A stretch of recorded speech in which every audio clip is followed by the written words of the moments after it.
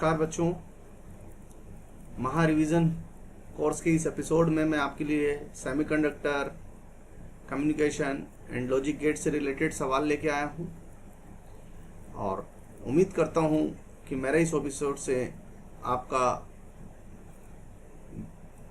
पूरा चैप्टर अच्छे से रिवाइज हो जाएगा। सेमीकंडक्टर में हमने पीएन जंक्शन डायोड और ट्रांजिस्टर दोनों चीज़ कवर करी है और क्वेश्चंस का सिलेक्शन इस तरीके से लिया गया है कि सभी चीजें कवर हो जाए। ठीक है बच्चों, तो अपन शुरुआत करते हैं अपने महा रिवीजन कोर्स की। पहला सवाल, a conducting wire of copper and germanium are cooled from room temperature. Temperature down कर रहे हैं बच्चों। टेम्परेचर डाउन करने से क्या होगा? जो कॉपर है और जो जर्मेनियम है, कॉपर कंडक्टर की कैटेगरी का है और जर्मेनियम सेमीकंडक्टर की कैटेगरी का है। तो जर्मेनियम सेमीकंडक्टर है और कॉपर कंडक्टर है। टेम्परेचर कम करने से जो सेमीकंडक्टर्स हैं उनका रेजिस्टेंस बढ़ता है, तो इसका रेजिस्टेंस तो बढ़ेगा कम करने से, और इसका कंडक्टर का रेजिस्टेंस कम होगा। तो उन्होंने पूछा है देन दियर रेजिस्टेंस।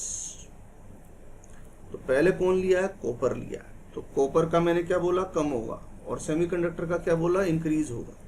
तो decrease and increase, decrease and increase, यानी कि हमारे पहले सवाल का सही जवाब हो जाएगा बच्चों ऑप्शन डी।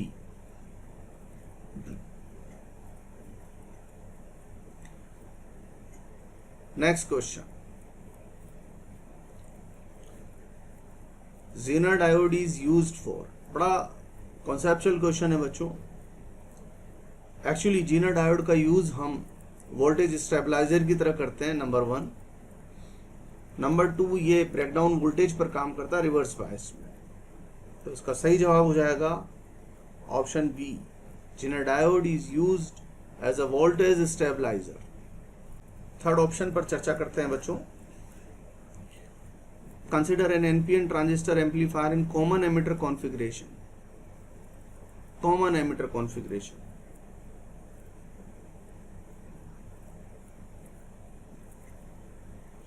ये एमिटर, ये बेस और ये collector. The current gain of transistor is 100। तो बीटा 100 हो गया। कॉमन एमिटर कॉन्फ़िगरेशन में करंट गेन को अपन बीटा से लिख रहे हैं। If the collector current changes by 1 milli ampere. बच्चों डेल आईसी दिया हुआ है अपने को 1 milli ampere. What will be the change in emitter current? What will be the change in emitter current? Consider an NPN transistor in common emitter configuration. The current gain of transistor is 100. Current gain of transistor is 100. If the collector current changes by 1 milliampere, what will be the change in emitter current? तो del I C अपने को given है बच्चों 1 milli ampere. तो beta का formula लगाओ, del I C upon del I B, और इससे अपने पास बेस करंट में चेंज आ गया। Del I B equal to 1 milli ampere divided by 100 and that is 0.01 milli ampere. तो ये आ गई अपने पास चेंज इन बेस करंट। अब फॉर्मूला लगाओ एमिटर करंट, कलेक्टर करंट और बेस करंट में रिलेशन का। I E equal to I B plus I C. Del I E is equal to del I B plus del I सी।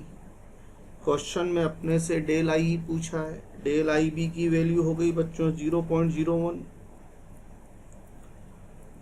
और del I C question में given है 1 milli ampere. तो इस तरीके से हमारा जवाब हो गया बच्चों 1.01 मिली एम्पियर।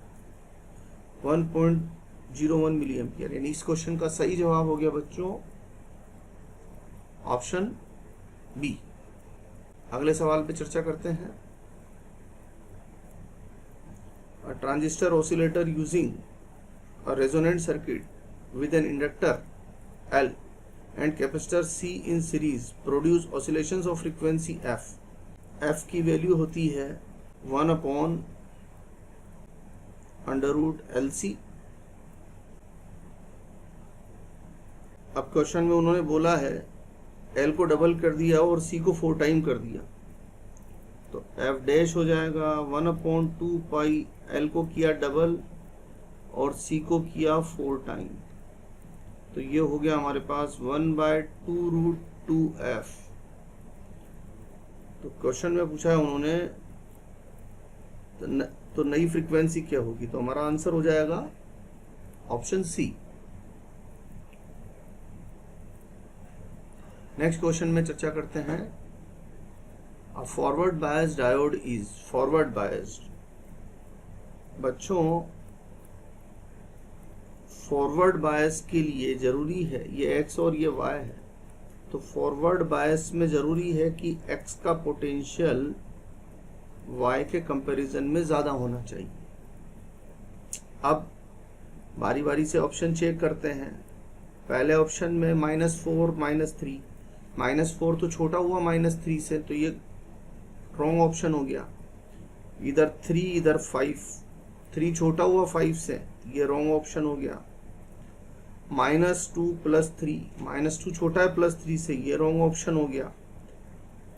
0 एंड -2, 0 बड़ा होता है -2 से, तो ये हमारा सही ऑप्शन हो गया।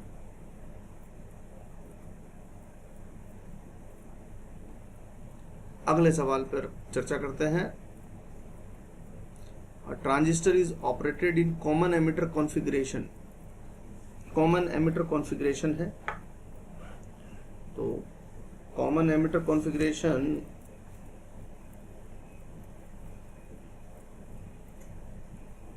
ये बेस, एमिटर और collector. At constant collector voltage 1.5 volt, VC दिया हुआ है बच्चों अपने को 1.5 volt, such that the change in base current from 100 ampere to 150 microampere del IB। del IB कितना हो गया बच्चों, 50 माइक्रोएम्पियर। 100 से 150 किया हमने। Produces a change in collector current from 5 to 10 del IC equal to 5 to 10, यानी कि 5 मिली एम्पियर हो गया। The current gain, current gain का फॉर्मूला होता है इन common emitter configuration del IC divided by del IB। del IC की value है बच्चों 5 मिली एम्पियर और del IB है 50 माइक्रो एम्पियर। तो ये हो गया 1/10 × 10⁻3, यानी हमारा जवाब हो जाएगा 100। तो इस क्वेश्चन का सही जवाब होगा बच्चों ऑप्शन सी।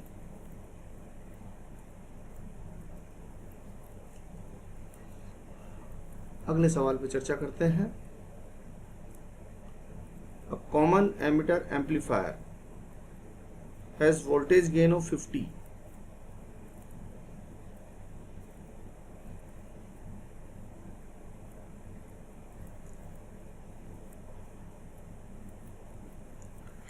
कॉमन एमिटर की बात हो रही है, वोल्टेज गेन दिया हुआ है हमको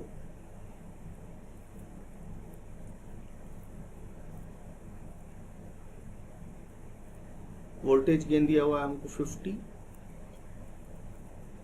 and input impedance of 100 and output impedance of 100 200 ohm. तो रेजिस्टेंस गेन हो गया हमारे पास, resistance gain output impedance upon input impedance. Output impedance दिया हुआ है बच्चों 200 और इनपुट इम्पीडेंस दिया हुआ है हमको 100, तो ये हो गया 2। Power gain, voltage gain power gain होता है बच्चों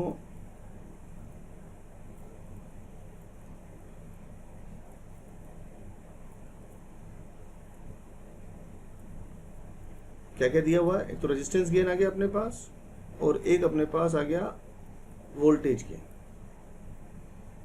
तो पावर गेन होता है voltage gain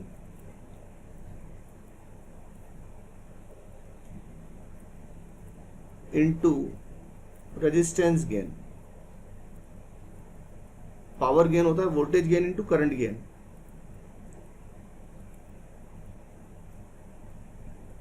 current gain,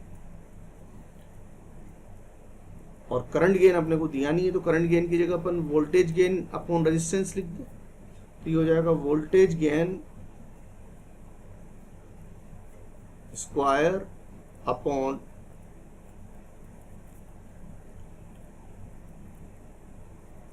resistance gain. Voltage gain दे रखा है बच्चों उन्होंने 50, तो ये ले लीजिए यहाँ पर 50, और रेजिस्टेंस गेन है 2, तो ये हो गया बच्चों 2500 अपॉन 2, यानी कि हमारा जवाब हो गया यहाँ पर 1250। This will be power gain. तो हमारा सही ऑप्शन हो जाएगा इसमें डी। अगला सवाल देखते हैं बच्चों। Fermi level of N type semiconductor lies in. बच्चों ध्यान रखिए, जो इंट्रिंसिक सेमीकंडक्टर होते हैं उनमें Fermi level conduction energy band और वैलेंस एनर्जी बैंड के बिल्कुल बीच में होता है। एन टाइप है तो it is nearer to conduction band, और पी टाइप है तो it is nearer to valence band. Question में अपने से पूछा हुआ है एन टाइप, तो हमारा जवाब हो जाएगा बिलो कंडक्शन बैंड।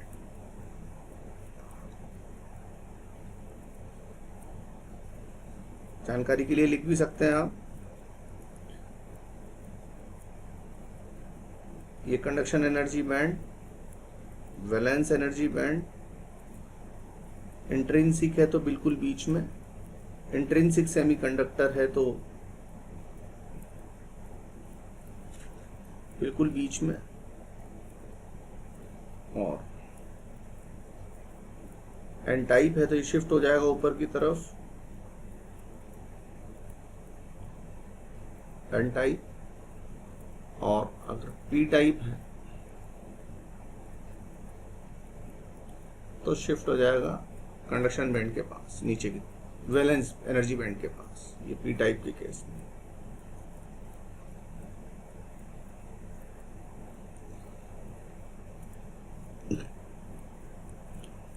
अगला सवाल लेते हैं बच्चों।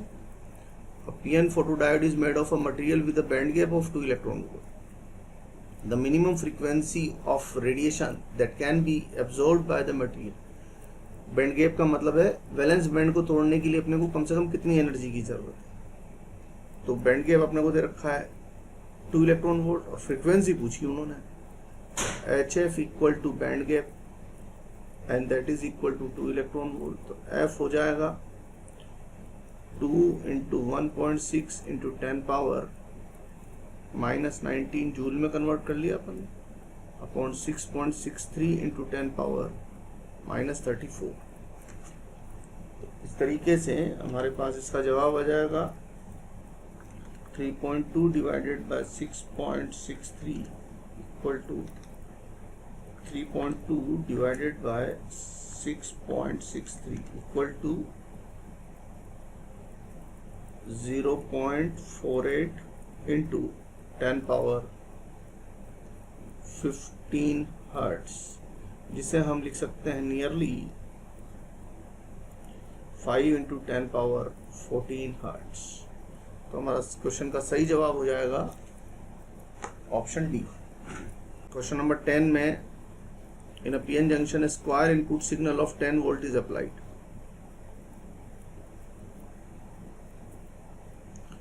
बच्चों पीएन जंक्शन है,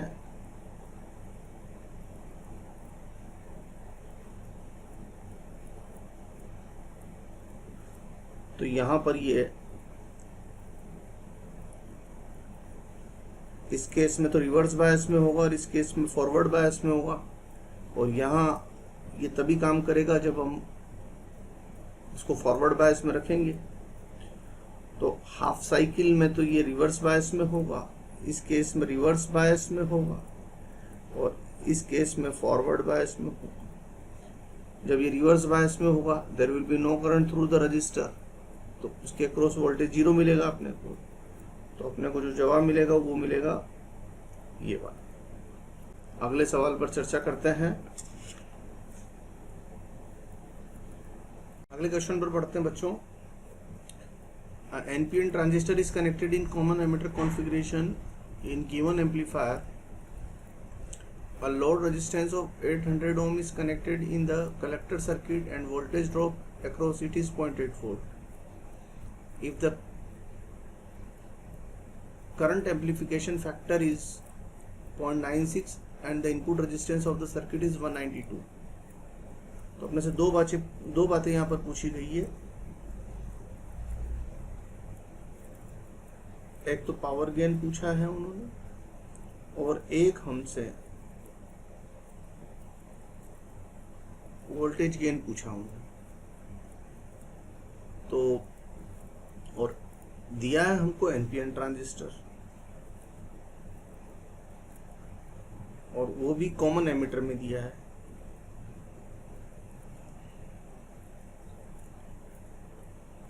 A load resistance is connected in the collector circuit and the voltage drop across it is 0.8 volt. ये लोड रेजिस्टेंस दिया हुआ है हमको और इस पर 0.8 वोल्ट का अपने को वोल्टेज ड्रॉप दिया हुआ है और ये 800 ओम दिया हुआ है। करंट एम्प्लीफिकेशन फैक्टर दिया हुआ है अपने को 0.96। Input resistance of circuit is 192 ओम, ये 192 ओम दिया हुआ है अपने को। And the voltage gain and the power gain of the, सबसे पहले देखिए आप यहाँ पर रेजिस्टेंस गेन निकाल लीजिए। रेजिस्टेंस गेन को मैं AR से डिनोट कर रहा हूँ। तो 800 तो हमारा आउटपुट रेजिस्टेंस हो गया और 192 हमारा इनपुट हो गया। तो ये हो गया बच्चों हमारा 800 डिवाइडेड बाय 192 यानी 4.16। तो रेजिस्टेंस गेन हो गया 4.16। तो वोल्टेज गेन हमारा निकल के आ जाएगा यहाँ पर। वोल्टेज गेन को मैं AV से डिनोट कर देता हूँ। AV AR into current gain. AR is 4.16, current gain is 0.96 into, तो ये हो गया हमारा अबाउट 4। This is nearly 4। तो वोल्टेज गेन का आंसर आ चुका है हमारा, इट इज नियरली 4। अब आते हैं अपन पावर गेन पर। Power gain is equal to voltage gain into current gain. Voltage gain आया बच्चों अपना 4 और करंट गेन क्वेश्चन में दिया उन्होंने 0.96। तो 4 इंटू 0.96 गिव्स अस 3.84। तो इस तरीके से हमारा क्वेश्चन का जवाब मिल गया अपने को 4 एंड 3.84। ऑप्शन बी इसका करेक्ट आंसर होगा। अगले सवाल पर चर्चा करते हैं। For common emitter transistor amplifier, फिर से कॉमन एमिटर की हमारे सिलेबस में कॉमन एमिटर एम्पलीफायर ही है बच्चों। The audio signal voltage across the collector resistance of,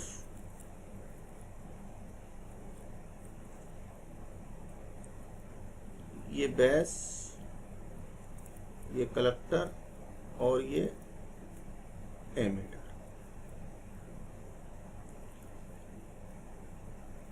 ये 2 किलो ओम दिया हुआ है और यहाँ पर 4 वोल्ट अपने को मिल रहा है। The current amplification factor of transistor is 100। Beta की वैल्यू 100 दी हुई है एंड बेस रेजिस्टेंस दिया हुआ है आपको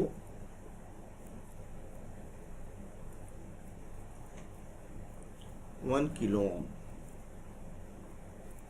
और इनपुट सिग्नल वोल्टेज अपने से पूछा हुआ है। पहले आप रेजिस्टेंस गेन लिख लीजिए इसका। रेजिस्टेंस गेन कितना हो गया आपका 2 kilo ohm upon 1 kilo ohm equal to 2 हो गया। अब आप इसे लिख लीजिए वोल्टेज गेन। तो AR इंटू बीटा 2 इंटू 100, तो ये हो गया अपना 200। अब क्या चाह रहे हैं वो, ये हमारा वोल्टेज गेन हो गया। Voltage gain output voltage upon input voltage. Output voltage कितना हमारा 4 वोल्ट। इनपुट वोल्टेज अपने को पता लगाना है। This implies input voltage equal to 4 upon 200 यानी 1/50 वोल्ट। और बच्चों 1/50 वोल्ट को मैं लिख सकता हूं 20 मिली वोल्ट। तो इस तरीके से अपना सही जवाब हो जाएगा ऑप्शन बी।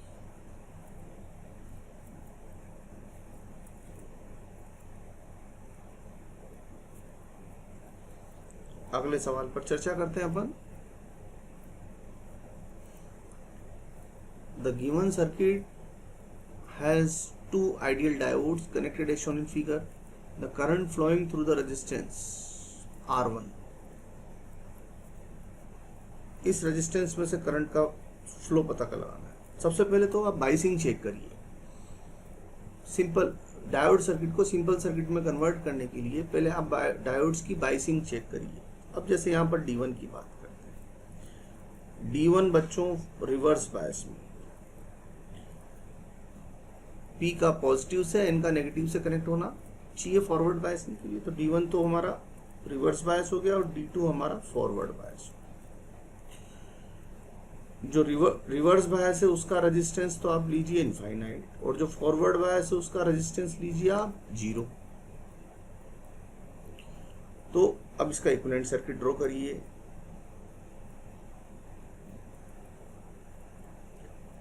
इसका रेजिस्टेंस इनफाइनाइट लेंगे, और जिस लाइन में रेजिस्टेंस इनफाइनाइट होता है उसमें करंट घुसती ही नहीं है, यानी ये वाली लाइन हमारे लिए बेकार हो गई, ये खराब हो गई। और इसको ये रह गई आपके पास 2 ओम की, और इसको सीधा जोड़ दें, और ये वाली हमारी लाइन बेकार हो गई। अब ये 10 वोल्ट की बैटरी है, तो यहाँ से करंट एंटर करेगा I सर्किट में, और इधर से वापस बैटरी में एंटर करेगा।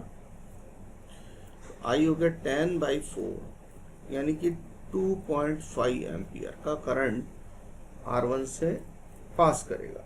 तो इस तरीके से हमारा जवाब होगा इस क्वेश्चन का ऑप्शन ए।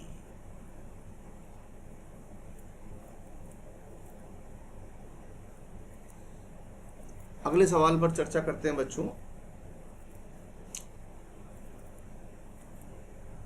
कंसेप्चुअल क्वेश्चन है, at 0 kelvin silicon behave is. Silicon सबसे पहले तो कैसा मटेरियल है बच्चों, सेमीकंडक्टर है। और सेमीकंडक्टर की खास बात क्या होती है, जैसे जैसे सेमीकंडक्टर का टेम्परेचर हम बढ़ाते हैं तो उसकी कंडक्टिविटी बढ़ती है, और उल्टा टेम्परेचर कम करने पर उसकी कंडक्टिविटी कम होती है। 0 केल्विन पर सिलिकॉन इंसुलेटर की तरह बिहेव करेगा, because there will be no free electrons and no holes. तो हमारा जवाब होगा ऑप्शन सी।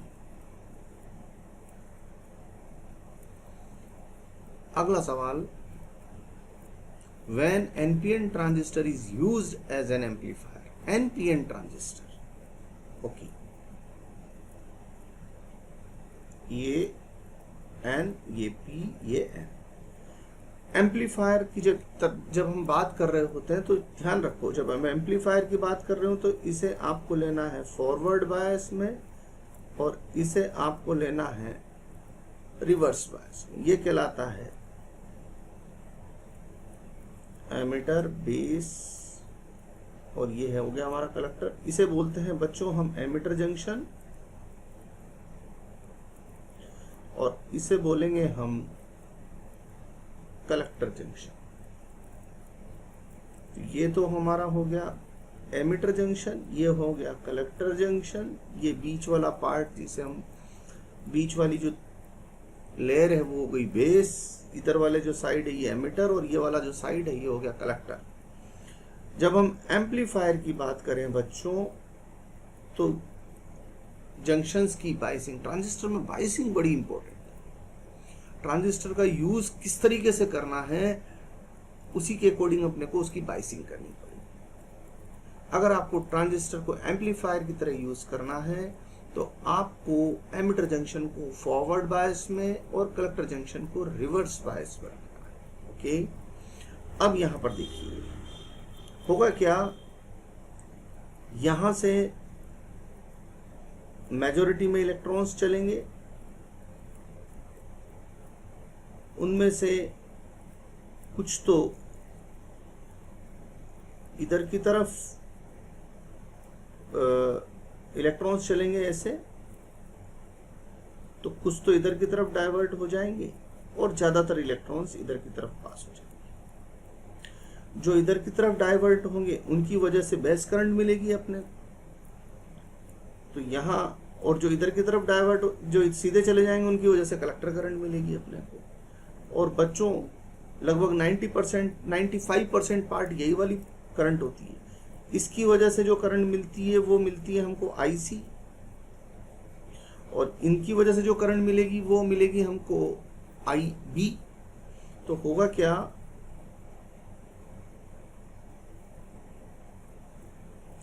इलेक्ट्रॉन्स में से कुछ तो इधर चले गए, बाकी इधर चले गए। तो ये इलेक्ट्रॉन के फ्लो की बात हो रही है।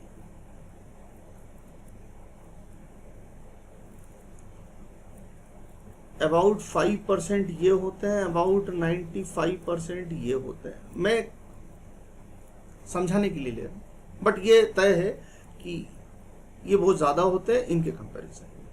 तो अब अगर मैं इनको करंट शो करूं तो करंट कैसे शो करूंगा, करंट होती है conventional current is opposite to the flow of electrons, तो ये IB हो जाएगी, ये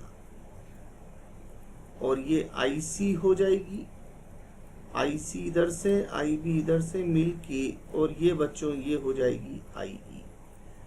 तो IE जो होगा वो बेस करंट और कलेक्टर करंट का सम होगा। ये तो वर्किंग हो गई इसकी। अब उन्होंने क्वेश्चन में पूछा है when NPN transistor is used as an amplifier. पहला ऑप्शन दिया है बच्चों उन्होंने, electron move from collector to base. आप चेक करिए, ये कलेक्टर था हमारा और ये बेस था। क्या इलेक्ट्रॉन कलेक्टर से बेस में आ रहे हैं? नहीं, इलेक्ट्रॉन्स बेस से कलेक्टर में आ रहे हैं। ये देखिए यहां पर ये एरो बना हुआ, ये रहा बच्चों, ये कलेक्टर था, ये बेस है,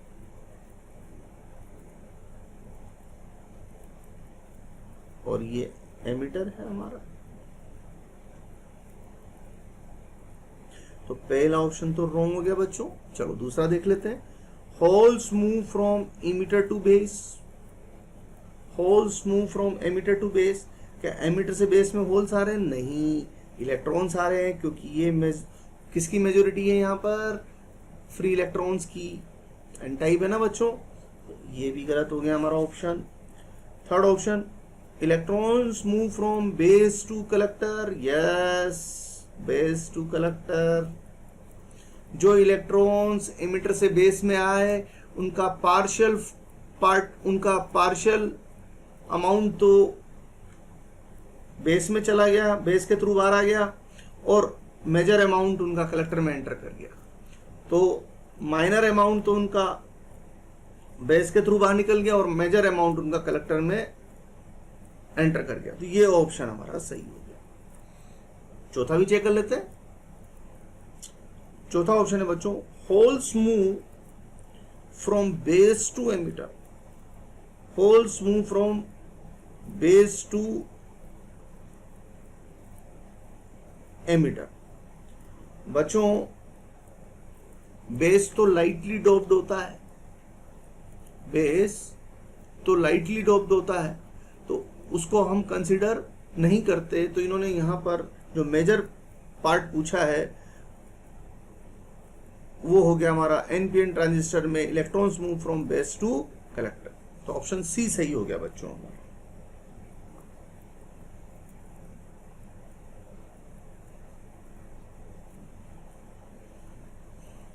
next question, the manifestation of band structure in solids is due to. Band structure की बात अपन सॉलिड्स में क्या करते हैं? बैंड स्ट्रक्चर थ्योरी जो बनी हुई है ना, वो किस प्रिंसिपल पर बनी हुई है बच्चों? पॉलीज एक्सक्लूजन प्रिंसिपल पर। पॉलीज एक्सक्लूजन प्रिंसिपल का फंडा क्या है?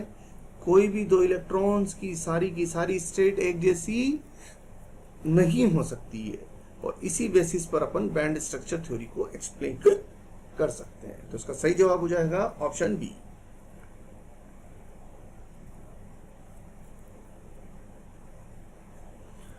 एटीन क्वेश्चन में देखते हैं, when PN junction diode is forward biased. बच्चों, जब पीएन जंक्शन डायोड अनबायस्ड होता है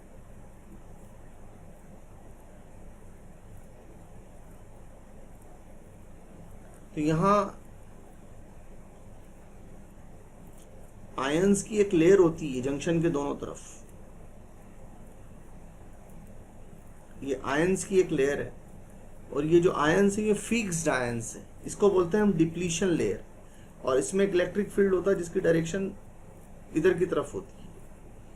तो ये इधर के होल्स को और इधर के फ्री इलेक्ट्रॉन्स के मूवमेंट को बंद कर देता है, इसको बोलते हैं डिप्लीशन लेयर। ये जो लेयर है इसको बोलते हैं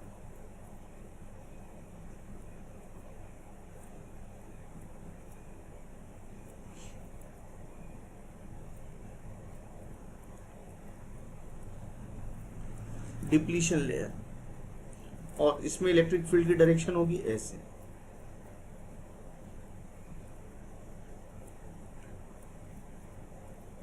अब अगर हम चाहते हैं कि इधर के होल्स क्रॉस करके उधर चले जाएं और उधर के इलेक्ट्रॉन्स क्रॉस करके इधर आ जाएं, तो उसके लिए बच्चों अपने को इस डिप्लीशन लेयर को ख़त्म करना पड़ेगा, क्योंकि ये डिप्लीशन लेयर दोनों तरफ के मेजॉरिटी कैरियर्स की जानी दुश्मन है। इधर के होल्स को उधर नहीं जाने दे रही है और उधर के इलेक्ट्रॉन्स को इधर नहीं आने दे रही है। तो उसके लिए हम क्या करते हैं, जंक्शन की फॉरवर्ड बायसिंग कर देते हैं। फॉरवर्ड बायसिंग से मतलब होता है इसको प्लस से और इसको माइनस से। इस प्लस माइनस मतलब लो एंड हाई वोल्टेज से। तो इसको हाई वोल्टेज से इसको लो वोल्टेज से कनेक्ट कर देते हैं, तो external field left to right होता है, और वो फील्ड इसके इफेक्ट को ख़त्म कर देगा। इससे डिप्लीशन लेयर भी कम हो जाएगी और जो पोटेंशियल बैरियर है वो भी कम हो जाएगा। तो इसका सही जवाब हो जाएगा option A.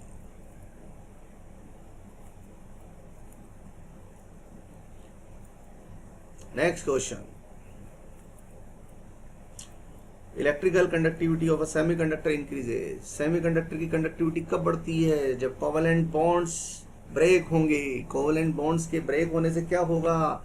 Electrons and holes create होंगे, और जब हम पोटेंशियल डिफरेंस अप्लाई करेंगे तो फिर वो electrons and holes electric field की वजह से ट्रैवल करने लगेंगे, उनकी ड्रिफ्टिंग होने लगेगी, और उनकी ड्रिफ्टिंग की वजह से हमें करंट मिलने लगेगी। तो electrical conductivity of a semiconductor increases when electromagnetic radiation of wavelength shorter than is incident on it. यानी कि ये मैक्सिमम वेवलेंथ है जिससे हम कोवेलेंट बॉन्ड को ब्रेक कर सकते हैं। तो कोवेलेंट बॉन्ड के ब्रेक होने के लिए क्या होना चाहिए? Sc by lambda greater than और इक्वल टू डेल्टा Eg होना चाहिए। तो lambda max is equal to Sc by del Eg, और बच्चों Sc की वैल्यू होती है 12400 इलेक्ट्रॉन वोल्ट इंटू एंगस्ट्रम, और डेल Eg दिया है भाई, डेल Eg अपने को पता लगाना है। और लैम्बडा मैक्स की वैल्यू दी है अपने को कितनी? Nanometre, 2480 nanometre. 2480 नैनोमीटर का मतलब हो गया 24800 एंगस्ट्रम। तो del Eg forward energy gap is equal to 12400 divided by 24,800 electron volt, और ये हो गया बच्चों हमारा 0.5 इलेक्ट्रॉन वोल्ट। इसका सही जवाब हो जाएगा ऑप्शन सी। अगले सवाल का पर चर्चा करते हैं। In common base amplifier the phase difference between the input signal voltage and output voltage. बच्चों, कॉमन बेस एम्पलीफायर में input voltage and output voltage दोनों सेम फेज में होते हैं। तो इस क्वेश्चन का हमारा सही जवाब हो जाएगा ऑप्शन सी। अगले सवाल की तरफ बढ़ते हैं बच्चों। In the following which one of the diode is reverse bias. मैंने आपको थोड़ी देर पहले बताया था, रिवर्स बायस के लिए P लो से और N हाई से कनेक्टेड होना चाहिए। लो और ये हाई वोल्टेज पर रहना चाहिए, लो वोल्टेज और इधर हाई वोल्टेज, तब जाकर ये रिवर्स बायस में होगा। अब यहां देखिए, ये तो 0 पर हो गया, ये -10 पर हो गया, तो 0 और -10, तो 0 बड़ा होता है -10 से, तो ये फॉरवर्ड बायस हो गया। उन्होंने क्या पूछा, रिवर्स बायस। ये 0, ये +5, तो +5 बड़ा होता है, तो ये रिवर्स बायस्ड हो गया, ये फॉरवर्ड बायस्ड हो गया। इस वाले केस में देखिए -10 +5, -10 छोटा होता है, -10 छोटा होता है और +5 बड़ा होता है, तो ये रिवर्स बायस्ड हो गया। और ये -5 और ये -12, -5 बड़ा होता है, तो -5 बड़ा होता है, तो ये आपका फॉरवर्ड बायस्ड हो गया। तो फॉरवर्ड बायस की बात करें तो 2 हो गए हमारे पास, A एंड D, और रिवर्स बायस की बात करें तो हमारे पास 2 हो गए, B एंड C। क्वेश्चन में क्या पूछा उन्होंने, रिवर्स बायस, तो इसके 2 जवाब हो जाएंगे बच्चों, option B and option C। बड़ा प्यारा question. In the circuit below A and B represent 2 inputs and C represent the output. यहाँ आउटपुट बच्चों, ये तो आपने अर्थिंग कर दी इसकी, तो ये तो 0 पे आ गया, 0 वोल्ट पर। अब आपको यहाँ पर क्या है, वोल्टेज लगा लगा के चेक करना है। जैसे मान लीजिए आपने यहाँ पर 5 वोल्ट लगाया, यहाँ 0 लगाया, 5 वोल्ट को मतलब अपन 1 मान लेते हैं हाई।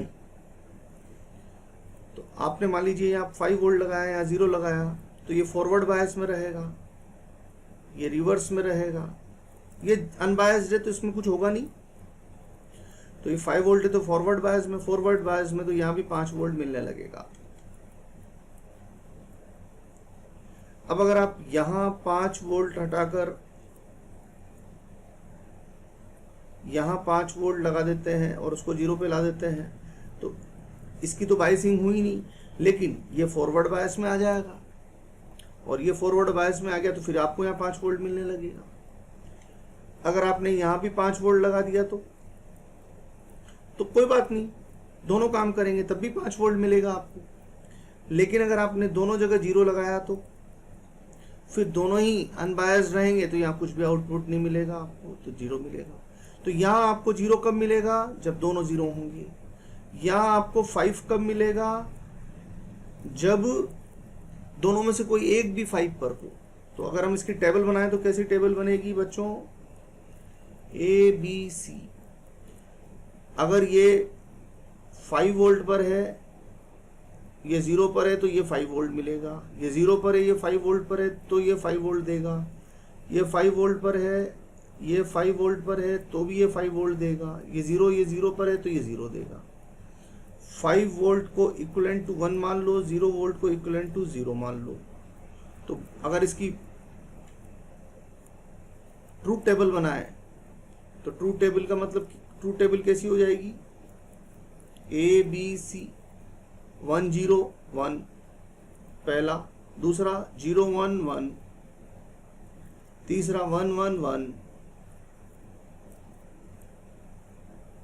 और चौथा 0 0 0। ये है आपका तीसरा लाइन, क्या था हमारा 1 1 1 1 1 1। चौथा लाइन क्या है हमारा 0 0 0, ये भी 0, ABC 0 0 0। यानी आउटपुट लो तभी मिलेगा जब दोनों इनपुट लो हो। ऐसा तो और गेट में होता है, इसका मतलब ये तो और गेट का सर्किट बन गया हमारा। और गेट का सर्किट आपने डिजाइन कर लिया बच्चों, जिसका सिंबल हम ये लेते हैं।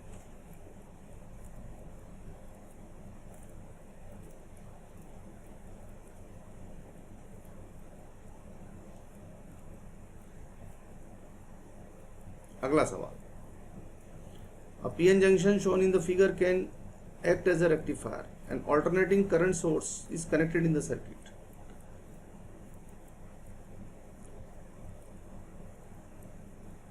बच्चों यहां पर इनपुट सिग्नल थोड़ी देर के लिए हम ये मान लेते हैं।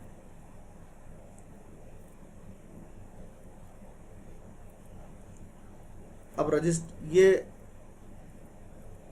इनपुट सिग्नल जो प्लस का है तो ये फॉरवर्ड बायस में रहेगा, तो प्लस में डायोड फॉरवर्ड बायस में रहेगा, माइनस में डायोड रिवर्स बायस में रहेगा। तो हमें करंट केवल कब कब मिलेगी, इस इंटरवल में मिलेगी, इसमें मिलेगी, इसमें नहीं मिलेगी, फिर मिलेगी, फिर नहीं मिलेगी, फिर मिलेगी, फिर नहीं मिलेगी, इस तरीके से। तो हमारा सही जवाब हो जाएगा option C.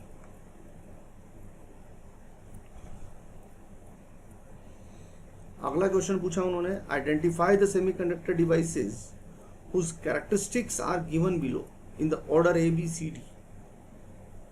Identify the semiconductor devices whose characteristics are, बच्चों ये तो नॉर्मल सेमीकंडक्टर हो गया, नॉर्मल पीएन जंक्शन डायोड हो गया हमारा। तो ए तो हो गया सिंपल डायोड,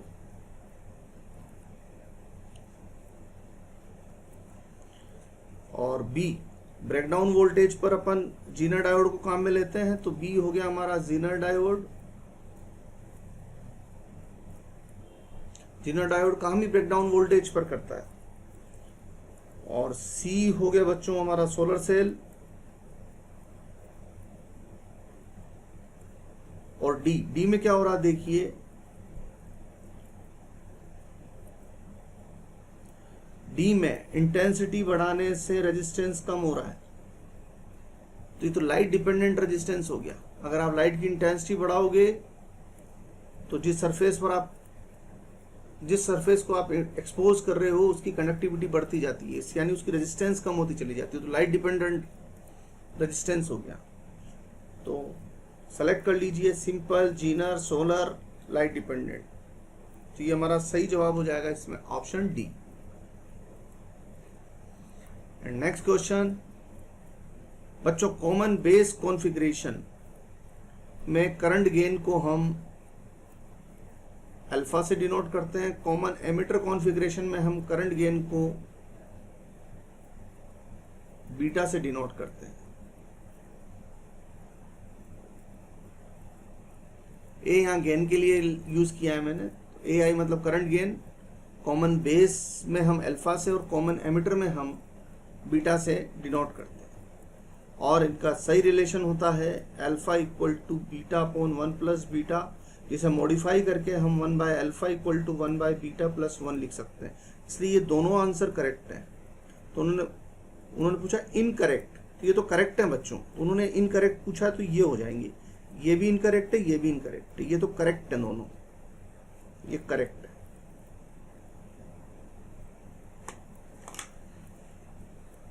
ठीक है बच्चों, आज के लिए इतना ही। आगे चाहूंगा आप लोगों से पढ़ते रहिए, अपने आप को व्यस्त रखिए, आप स्वस्थ रहें, मस्त रहें, व्यस्त रहें, यही मेरी ईश्वर से आपके लिए दुआ है।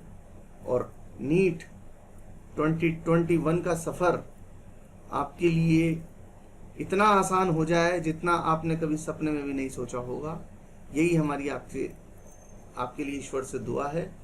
और भगवान आपको आपकी मंजिल तक पहुंचाने में आपकी मदद करे। Thank you very much.